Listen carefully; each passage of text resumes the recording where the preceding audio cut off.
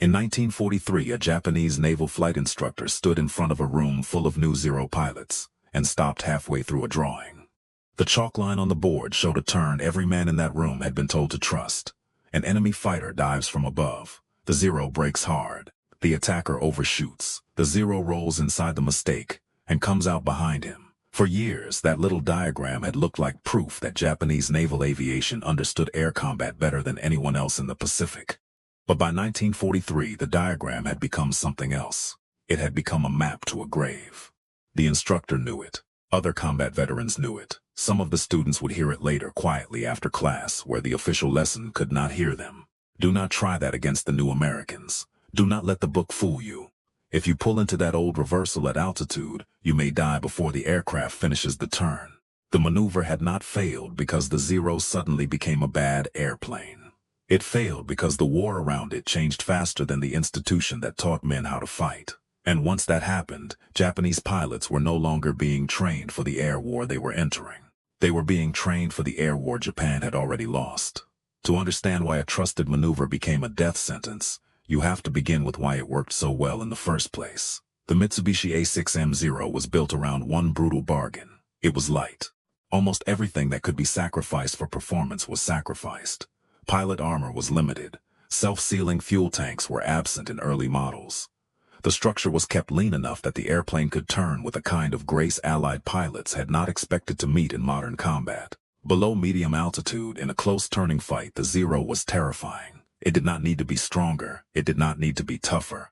It needed the enemy to accept the fight that the Zero was built to win. And in the first year of the Pacific War, that happened again and again. Over China, Japanese naval aviators refined the habits. Over Pearl Harbor, they arrived with confidence hardened by years of training.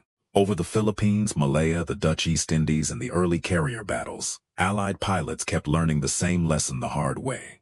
Do not turn with a Zero. But early in the war, many men learned that only after they had already committed to the turn. The Japanese training system had been built by men who believed the individual pilot, if disciplined enough and skilled enough, could solve the fight with maneuver. The schoolhouse reflected that belief. A student learned how to feel the enemy's speed, how to read the attack angle, how to pull the nose just hard enough to force the overshoot, how to reverse without bleeding so much energy that the Zero became a floating target. It was not simple flying, it was art drilled into muscle. A good Zero pilot could make a pursuing aircraft appear to win the first second of the fight, then lose the next 8. Against the F-4F Wildcat, the move could work. Against Hurricanes, it could work. Against slower, older, or badly handled Allied fighters, it could feel almost unfair. The results from the opening campaigns seemed to confirm everything Japanese aviation schools already believed. That was the danger. Success can teach a military the right lesson. It can also freeze the wrong one in place. Japan did not see the early victories as a temporary advantage produced by specific aircraft, specific pilots, and specific conditions. It saw them as validation. So the same diagrams stayed on the walls, the same defensive reversals stayed in the drills. The same faith in the turning fight hardened into doctrine. And while that faith hardened, American pilots were taking notes. The survivors of the early Pacific air battles did not return to their carriers and training bases with pride in their old methods. They returned with warnings. The Zero could turn inside them. The Zero could punish isolated pilots. The Zero was lethal if an American tried to beat it in the one place where it was strongest. Lieutenant Commander John Thack understood that before many men were willing to admit it. By the time of Midway in June 1942, Thack had already been thinking about the problem with cold precision. If one American fighter could not safely turn with a Zero, then 2 American fighters had to make the Zero choose the wrong target. That idea became the Thack weave. 2 aircraft crossed and recrossed each other's paths in mutual support. If a Zero latched onto one, it exposed itself to the guns of the other. The American fighter did not have to outturn the Zero. It had to deny the Zero a clean one-on-one fight.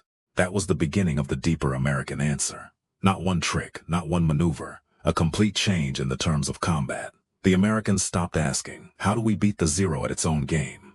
They began asking a better question. How do we make the Zero's game irrelevant? The answer was altitude, speed, teamwork, and energy. Stay above, attack fast. Do not linger, do not flatten the fight into a circle. Dive, fire, climb, reset. The Zero's lightness, which had made it beautiful in a turning fight, became dangerous in a high-speed fight. It could not dive like the heavier American fighters. It could not absorb punishment like them. It could not safely follow every steep, fast descent. It could not force a turning contest if the attacker refused to remain in the turning space. And then the F-6F Hellcat arrived in combat. By late 1943, the air over the Pacific was no longer the same classroom problem Japanese instructors had solved in the 1930s. The Hellcat was faster than the Zero at higher altitude. It climbed well enough to contest the vertical fight. It was rugged. It could take damage. And in the hands of pilots trained to fight in sections and divisions, it turned the Zero's favorite move into a trap. The old Japanese defensive reversal needed the attacker to be close, committed, and slow enough to overshoot. But an American pilot diving from above did not have to give the Zero that moment. He could come down with speed, fire, and pull back into the vertical before the Zero's tight turn produced a firing solution. By the time the Japanese pilot completed the movement that once saved him, the American was already gone. Not gone from the battle, just gone from the place where the old doctrine could hurt him.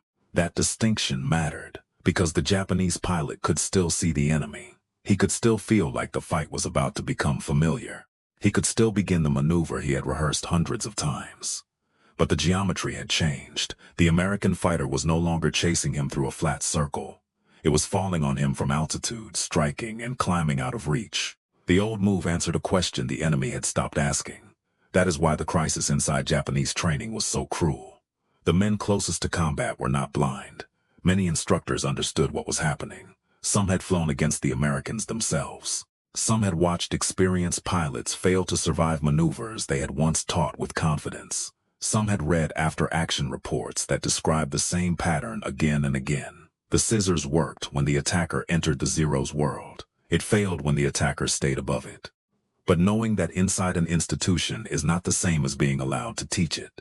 At training bases in Japan and at forward replacement units closer to the fighting, veteran aviators began to live two lives. In the classroom, they taught the official curriculum. After hours in barracks in quiet corners, on the edge of the flight line, they told young pilots what the curriculum would not admit. Against a Hellcat, do not trust the old reversal. Above 10,000 feet, be careful. If the enemy dives and climbs away, do not chase the fight your instructor drew on the board. And that was the horror of it. The truth existed. It just did not exist officially. A military can survive bad news if it can move the bad news quickly into training. The American Navy did that with unusual speed. Combat reports came home. Intelligence officers studied Japanese performance. Tactics were rewritten. Training syllabuses changed. Pilots were drilled in pairs, sections, and divisions until mutual support became instinctive. Altitude was no longer treated as a comfortable advantage. It became the center of the fight. Energy management was no longer an advanced topic. It became the language of survival. An American pilot was taught that a dogfight was not a contest of who could turn tighter. It was a contest of who controlled options, who could enter, who could leave, who could choose the next pass, who could force the other man to spend energy he could not replace. That kind of training did not make every American pilot brilliant. It did something more important. It made ordinary pilots safer inside a system that had learned. Japan's system had learned too, but too much of that learning stayed trapped inside individual men. By 1943, Japanese naval aviation was fighting two disasters at the same time. The first was tactical. Its most famous fighter doctrine had been built around conditions the Americans were now avoiding. The second was human. Japan was running out of the men who could make that doctrine work even under good conditions. The pre-war naval aviator had been an elite product of time, fuel, and harsh selection. He had hundreds and often thousands of hours behind him before the war consumed him. He had practiced not only how to fly the aircraft, but how to think inside it. Those men died over Midway. They died over Guadalcanal. They died in the Solomons. They died over Rabaul and the long chain of island battles that bled Japanese air power one irreplaceable pilot at a time. A machine can be replaced faster than a master can be rebuilt. Japan could build more aircraft. Not enough, not always on time, not with the fuel or industrial margin America possessed. But aircraft could at least come off an assembly line. A veteran fighter pilot could not. He had to be grown through hours, and Japan no longer had the hours. So the training pipeline shortened. Standards bent under pressure. Flight hours were reduced. Advanced instruction was compressed. Pilots who once would have remained in training were pushed toward combat units because the front needed bodies and cockpits. By 1944, some Japanese replacement pilots entered combat with only a fraction of the flight time that earlier generations had received. Many American naval aviators reached their first combat assignments with several hundred hours of training behind them. Some Japanese replacements had barely 200. That number is not just a statistic. It is the difference between a maneuver living in the body and a maneuver living only in memory. It is the difference between understanding why a tactic works and simply repeating the shape of it. The rolling reversal, the high deflection shot, the precise energy field that made early Zero pilots deadly, all demanded time. Without time, those skills became dangerous imitations of themselves. An instructor could demonstrate them. A student could copy the outline. But in combat, under fire against a faster enemy arriving from above, outline was not enough. The move had to be alive, and for too many new Japanese pilots it was only a picture. This is why some instructors quietly stopped emphasizing the old maneuvers, even before the official doctrine admitted they were obsolete. The scissors did not vanish from paper all at once. Institutions rarely surrender their favorite ideas cleanly. It disappeared first from emphasis, then from confidence, then from the private advice given by men who did not want to watch students die exactly as former students had died. At some bases, new pilots were taught less about winning the individual turning duel and more about simply surviving the first pass. Do not be alone. Do not waste altitude. Do not chase. Do not present the same curve every time. Break the attack if you can. But do not believe the old reversal will save you from a diving Hellcat that never intended to turn with you. That was not a glamorous curriculum. It did not sound like the confident air combat philosophy of 1941. It sounded like damage control, because that is what it was. The Japanese training system was no longer producing pilots for dominance. It was trying to send men into the sky with enough warning that a few might return. But even that warning had to fight the larger military culture around it. The command structure wanted consistency. It wanted doctrine. It wanted reports that fit the war. Japan still claimed it could fight. Admitting that the Zero's central combat lesson had been outflanked was not a small correction. It meant admitting that the enemy had learned. It meant admitting that Japanese losses were not only the result of bad luck, inferior numbers, or insufficient spirit. They were also the result of a training system teaching yesterday's answer to tomorrow's pilots. That was a dangerous truth, not because it was complicated, because it was humiliating. The American shift was especially painful because it attacked Japanese doctrine at its moral center. Japanese naval aviation had prized the exceptional individual, the pilot with nerve, the pilot with touch, the pilot who could master the aircraft so completely that a disadvantage became an opening. American tactics did not need to prove that the American individual was better. They proved that an institution willing to learn could make the fight unfair in a different direction. A pair beats a lone expert. Altitude beats a tighter turn. A disciplined pass beats a beautiful reversal. A curriculum that changes beats a curriculum that remembers. The Zero was still dangerous in the right hands. It could still punish mistakes. It could still kill pilots who got careless, slow, or isolated. But by 1944, the problem was that Japan had fewer and fewer right hands left, and the Americans were sending more and more pilots who had been trained not to offer the Zero the fight it wanted. The balance had shifted from skill against skill to system against system, and one system was updating faster.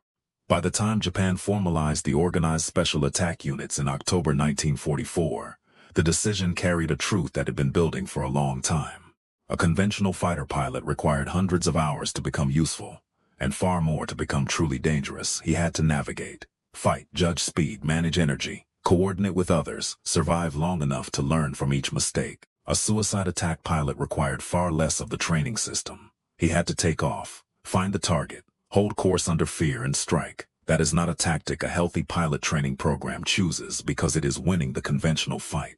It is a tactic chosen when the institution no longer believes it can produce enough pilots who will survive that fight. The kamikaze program was not only desperation at sea, it was a confession from the training pipeline. The old method could no longer replace what the war was taking. The cruelest part is that some of the men inside the pipeline knew it before the policy did. A veteran instructor looking at a classroom of young faces in 1943 could understand the whole disaster in miniature. He had a board, he had a diagram, he had orders. He had students who trusted the diagram because everything in the schoolhouse told them to trust it. And he had the memory of aircraft that did not come home, so he taught the lesson he was required to teach. Then, away from the formal room, he taught the lesson that might keep them alive. That split is where institutions break people. Not always with cruelty, not always with stupidity, sometimes with paperwork, with habit, with pride, with the refusal to let frontline knowledge rewrite official truth. The story of the Zero's obsolete maneuvers is not just a story about aircraft performance. It is a story about the distance between reality and permission. Reality said the enemy had changed. Permission said the lesson remained. Reality said altitude and teamwork were deciding fights. Permission said the old turning art still defined superiority. Reality said a new pilot with 200 hours could not be asked to fly like a pre-war master. Permission sent him anyway, and in the air over the Pacific that distance was measured in burning aircraft. A pilot did not die because a chalk line existed on a board. He died because the chalk line carried authority after combat had already disproved it. He died because an institution that could not update its picture of the war kept handing young men a picture of an older one. The Americans who shot them down were not always better men in the cockpit. Many were simply better prepared for the war that actually existed. Their training had taken combat reports and turned them into habits. Their tactics had taken fear of the Zero and turned it into method. Their aircraft had taken altitude and speed and turned them into control. Japan still had courage. It still had skilled instructors. It still had pilots willing to climb into aircraft they knew might not bring them home. What it no longer had was the time, fuel, flexibility, and institutional honesty required to turn knowledge into doctrine before the next class shipped out. That is why the stopped chalk line matters. Not because one instructor could change the war, he could not, but because his hesitation showed the war had already changed inside the men who understood it. The board said one thing, the sky said another, and for a while young pilots were forced to live between them. A maneuver that once made the Zero feared became a lesson whispered as a warning. The drawing stayed official longer than the truth did, and the men who paid for that delay were the ones sent into the sky with a map to a battle that no longer existed.